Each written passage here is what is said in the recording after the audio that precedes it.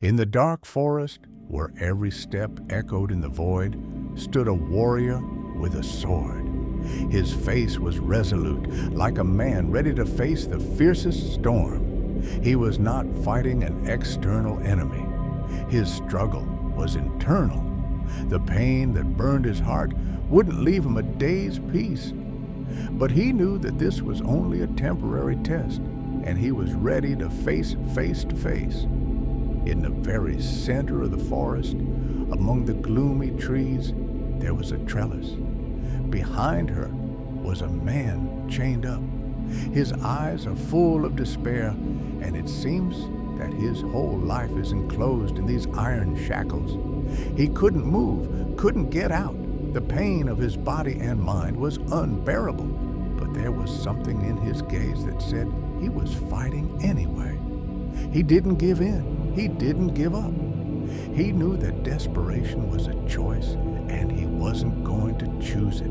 Suddenly, right in the midst of this darkness, his gaze fell on something amazing. A small flower, something alive and fragile, spreading its petals in the middle of a remote forest. It was a miracle, evidence that even in the darkest corner of the world, light can be born. The flower was a symbol of life that overcame all difficulties, the personification of hope, which does not disappear even when it seems that everything is lost. He remembered the old man, the sage, who once told him, "Pain is part of the way. Don't hide from it. Learn to understand it. Through pain, you will gain strength." The old man was someone who had been through a lot, and now, looking back at his life, he could only say one thing: pain is temporary. Despair is a choice. His face was filled with calmness, but there was a light in his eyes that had passed through his entire life.